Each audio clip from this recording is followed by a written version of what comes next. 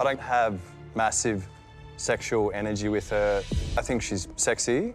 I don't have a spark of, I want to have sex with this girl ASAP. Tension, the sexual chemistry, it's absolutely there. I can feel that, and I know that he feels that too. It's the audacity for Tori to call out other couples when she is in a relationship with someone who is not even interested in her and who is just using her to show his dominance over her just because they said she's an alpha. He wants to humble her. And so for her to try and call out other husbands when she can't call out the husband she's laying beside is shocking. But anyway, I digress.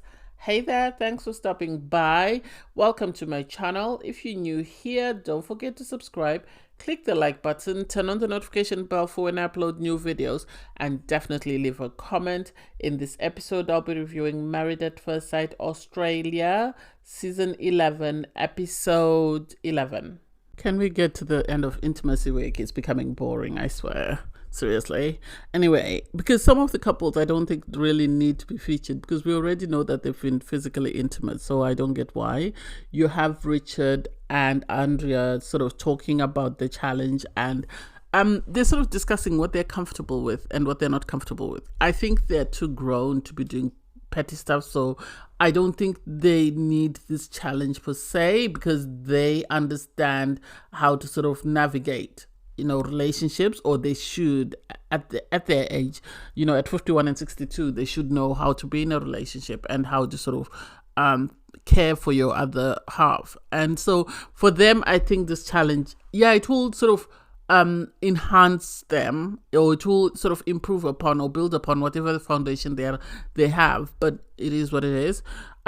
You have Ellie sort of complaining that apparently Ben was mocking her and asking her whether she thinks he's there for the right reasons. And it's like, Ben, why are you trying to be a jackass? Is it because you feel like you're being left in the shadow because there are other people that are too toxic and you want the airtime, so you're going to do anything and everything to make sure that you get your airtime? I don't get it. Because it wasn't necessary for him to mock his wife, neither was it necessary for him to ask her about him being there for the right reasons, because how does she know? She can only go by what he is telling her. And then you have Jaden and Eden. Jaden and Eden are having an amazing time. They are having an amazing time. They are enjoying their time in the experiment. It seems like they might be physically intimate, or they might be on their way. So they have to do a photo shoot, and Jaden apparently enjoys walking around naked. So he's happy to put on an apron and sort of take pictures. And I think they've managed to get over the issue that they had when, they had sort of revenge sex with his ex's best friend. So they seem to have moved on from that, which is good. Jonathan and Lauren, I don't get them. I don't understand why Lauren continues to have a bone to pick with Jonathan about anything and everything. I think she wants a toxic partner, and that's not who he is. I think if they had matched her with someone like Jake, oh God, with Jack, the whole building would be on fire because they would be at each other's throats all the time. I don't know why she can't sort of see that this man is what she needs. She needs someone who will calm her down, because it seems she's always very hyper, but that's just my opinion.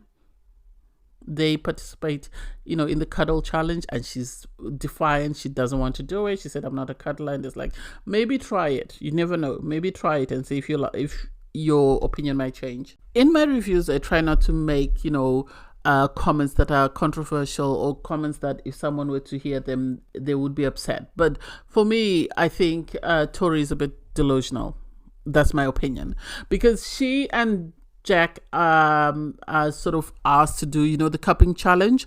And so while they're standing there, she's having these thoughts, or she's vocalizing these thoughts that, I can feel how, Jack is feeling. I can, predict how, he is attracted to me, or the emotions is going through as we're standing here cupping each other.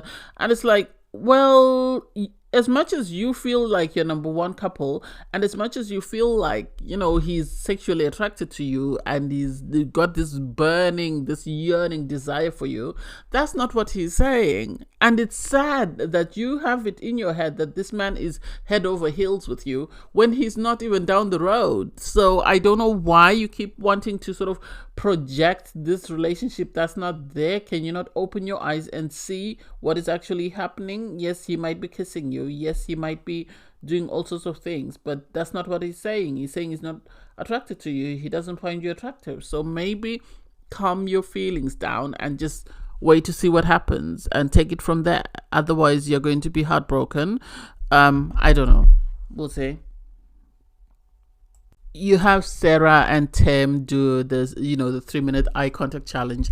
And for me, they are another toxic couple. They are another toxic couple in the sense that they're still going over this phone challenge that Sarah refused to participate in. You can tell that Tim, I think, is attracted to Sarah, but Sarah, I am not sure. I'm not sure whether she's attracted to Tim or whether she's just going through the motions, because why did she refuse to let him see her phone? After the conversation with the experts, she should have come back and shown him the phone. That's just my opinion. Because he is saying he's got a history whereby his ex-partner cheated on him. I think even if they were not participating, she should have still shown him the phone and just said, here, there's nothing. I just didn't like the idea of you going through my phone, and that would have been fine. And then you have Ben and Ellie. Ben seems like, you know, he's not fazed by the conversation that they had. He doesn't understand why Ellie's upset, and it's like, well, you told her that you're not there for the right reasons. You seem to be making plans about yourself after the show and after the celebrity and the followers that you get for being on the show. So she has every right to be upset, because if she's there for the right reasons, if she's looking for a life partner, why would she not be upset? Why would you think she would just brush over it? And for you to say she's very sensitive, that's insulting. That's insulting for you to say she's sensitive. She has her justifiable reason to be upset because of the things that you've said and done. So Alexandra decides to hold a sort of a seminar with the husbands and wives separately for this intimacy week, and so they get to sit down as husbands and just have a conversation about their relationships and how they're going. First up, she asks Richard, and Richard talks about the gazing challenge and how this is one of his things that he likes to do because it brings him closer to his partner, and he felt like this really brought them closer. Yeah, he got too excited and spoke about the sex, but I think he was just excited. And then they ask Jack, and Jack says, you know, they did the list where they were choosing what they like, and he says he picked the golden showers, and those that know what golden showers are laughed. Everybody else was just confused. And then he's been asked, you know, about sex, and he says, well, I find her attractive, but I don't have the desire to sort of have sex with her. And it's like, you've been saying this since day one, and yet every time we see you hold her and kiss her, why are you doing that if you don't want to have sex with her? And for you to brag that you like to be dominant and you want things your way in the bedroom, and it's like, then you're not a great lover then. I thought you would be worried about how, you know, about your partner's wants and needs. So if we're only focusing on your happiness, what's the purpose of somebody else being there? You might as well do the whole thing yourself. And you could tell that Timothy felt some type of way about it, because he said, you know, I don't know whether Tori knows that this is what he's saying, because Tori seems to be, everybody knows Tori thinks she's head over in love with him, and she thinks he feels the same. She thinks they are number one. So the idea that, you know, this boy is busy saying that he doesn't feel about her the same way she does feel about him is going to be shocking. It's going to be a great shock to her when she finds out. So the wives meet up with Alexandra, and it's really sad because first up is Cassandra, and she says, you know, things are not going as planned with Tristan because he seems to have high and low moments. It sounds like he suffers from some form of depression, maybe. And so she's saying it's quite draining for her because she's now being put off, because she did say so that she is a positive thinker and, you know, he is a negative thinker. And I can see where it would become draining, because as much as she tries to inspire him and to sort of bring him up, at some point he will start to bring her down, which might end up drowning her. So I can see how that could be off-putting. And it's sad because they were one of the couples that seemed to be doing very well. And Alexandra was sort of just trying to encourage her to say, don't let that sort of bring you down. Try and remember that there is a possibility that you could both go up. And I think maybe he needs to see a therapist. He needs to speak to someone and see if they can help him sort of process what he's going through. You have Sarah talk about the fact that they did the gazing challenge, and Tim seemed to sort of be applying himself quite a lot, and so that was very good for them. And for me, it's like, why don't you bring up the phone challenge that that still plays a part in your connection and your relationship, and see if the ladies can give you their unbiased opinions about it in a sort of friendly environment that you might be able to receive, and might help you sort of improve your relationship. And then we have Ellie talk about Ben and how he was sort of mocking her.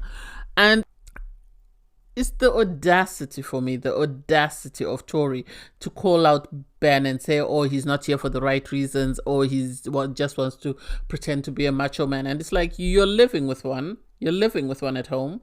You can see that, Ben is pretending to be a macho man and he's not the best guy, and yet you can't see the man you're sharing a house with, how bad for you he is. Make it make sense. I don't get that, and I don't understand it, and I'm so confused as to how can she see other people's problems and not see the problem that's right in front of her.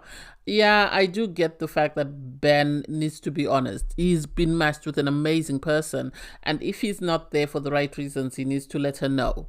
It's one thing if he was matched with someone who's just there for publicity, but it seems like Ellie's there to find her soulmate and to start a family. And if he's not there for the right reasons, instead of breaking someone, he might as well tell her, and the two of them can leave. And then he can go back to his podcast and talk about his little time on the show, instead of, trying to drag someone down. That's not necessary. So Alexandra sends the couples home with a box, and obviously there's sex toys in it, and everybody's excited. Well, you have Richard and Andrea sort of exploring their box, and then Lucinda, for her to hold up the sex toys and say it's going to be a good night, and she offers Timothy the blindfold and the sleep mask. That was amazing. And she said, I've even offered him some earplugs, that way he doesn't hear what's taking place. And it's like, he's not commenting. Is he not commenting because he's not attracted to her, or he's not commenting because he feels jealous and he feels some type of way? I think this man is about to have an epiphany and realize that he really likes Lucinda. I hope he wakes up before it's too late. And then you have Ben and Ellie have a conversation. I'm not buying it. Because he's known his niece and nephew for a while, and he hasn't had an epiphany that I want to have children. But hearing them make noise in the background, suddenly he's got this epiphany that he wants to have children. Make that make sense. I'm not buying it. I think he feels bad. I think the guys must have called him out, and I think they really must have had a word with him.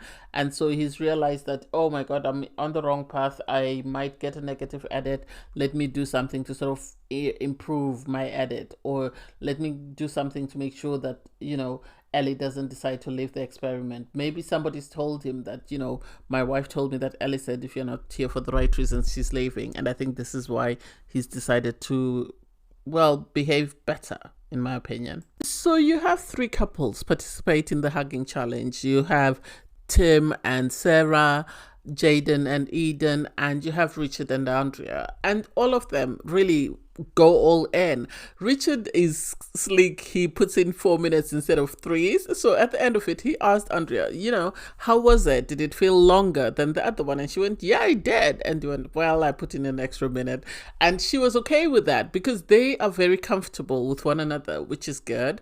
For Jaden and Eden seem to be doing very well this week. They've managed to overcome the issue they had in the confessions week, which is good. I think it's always important for couples to progress, so I'm not surprised by that. With Tim and Sarah, I think it's more of a sexual attraction thing than anything else. I think it's more sexual attraction. And without the sexual attraction, I don't see them working. I think if that phases out, then they're done. And then you have Tori and Jack sort of have this message that they need to make out for 5 minutes. And Jack says, no, I can't make out for 5 minutes. I want for 2. I think he is attracted to his wife. I think there's physical chemistry, as Tori is saying, but he likes the idea of being in control. And the fact that she's dying for him is what is giving him a thrill, because he said he has a way he wants her. And I feel like he is sexually attracted to his wife. He wants to have sex with his wife, but he likes the idea that he's in control and is going to make her wait until he is good and ready, or until he's had enough satisfaction that, you know, she's really dying to have me and I am now ready to give her what she wants. Otherwise, I think he is just all lip service. He's trying to make himself be the man by telling everyone that he's not physically attracted to his wife when he is. And he's trying to make his wife sort of beg him to give her what she wants, just because that gives him the sense of being in control, because he doesn't like the idea that he was told that his wife is, you know, a boss B, and, you know, she gets her way. And so he's trying to be dominant and show her that he is the alpha, not her. That's my opinion. Oh my God, Kaz and Tristan have me on a roller coaster of emotions. So Alexandra visits them because obviously Kaz had explained that she's struggling. She's really sort of struggling to cope with her sort of marriage, in the sense that Tristan, he's always been a negative thinker. This has been brought up before. But because he's so negative, it's now bringing Kaz to a negative space. So I think Alexandra, instead of just sending them a paper and say, do these tasks, she felt it was important, because they know that Tristan and Cassandra are their strongest match. And she even said, this is one of our strongest match this season. So she had them sit and look at one another after obviously they expressed whether they were attracted to one another or not. I think the attraction is there. I think the thing that was putting Cassandra off, as she said, was the fact that, you know, Tristan was being very negative. And so doing this exercise and getting to look at one another and being encouraged to sort of realize or go back to when they first met and how they felt about each other, I think is the reason why they sort of were able to have this breakthrough. And for Cassandra to say that she feels like she wants to give Tristan a hug, and she's reminded of the person that she married and not the person that he is now.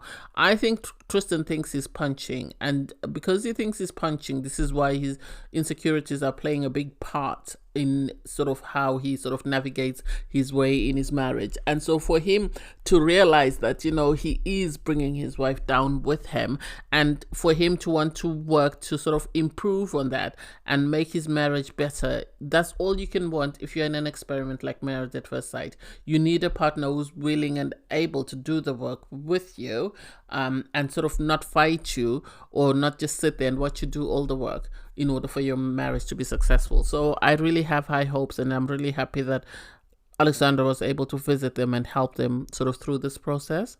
Oh, it's cute to see the couples on their dates. So you have Richard and Andrea go dancing. Well, that's to be expected because they said Richard dances everywhere.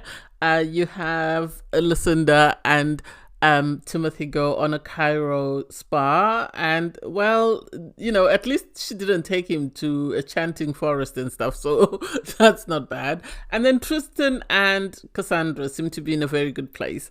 They go, you know, to an art class, and for Tristan to sort of paint Cassandra's boobs was like, oh my God. And to see the joy on her face, to see that the cloud that was following her has been lifted, was amazing. It really was amazing to see. So it was worth Cassandra visiting them to sort of help them out of the funk that they were in. I called it with Tim and Sarah. I said it was just a sexual attraction and there was nothing of substance there. And she's just proving it. She's just proving me right, in the sense that Tim arranged a date for her, and then she flaked at the last minute and said that she had gone out with her friends and she was too tired and she couldn't go out on the date. She needed to rest. This is not the first time this has happened. I remember after the commitment ceremony, I said it then, that instead of debriefing with her husband, she kicked him out so that she could have a drink party with the other 3 wives. I don't think she likes this guy. I think this is why she was refusing with her phone, because she must have told her friends that she doesn't like him. Yes, she's sexually attracted to him, but she doesn't like him as her husband. And so she's going to keep going until, you know, the end of the experiment. That way she gets the clout that comes with being on the show. That's my opinion.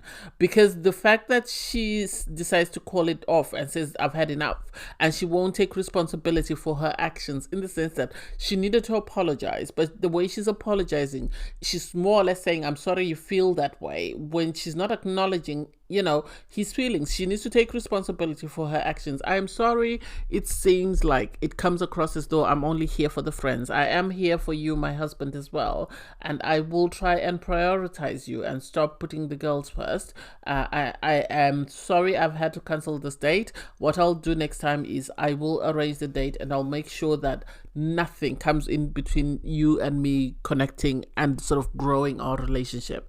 That's just my opinion. But anyway, I digress. Thanks guys for watching. Please don't forget to like, share, comment and subscribe, and click the link in my video to watch my review from episode 10. Bye guys.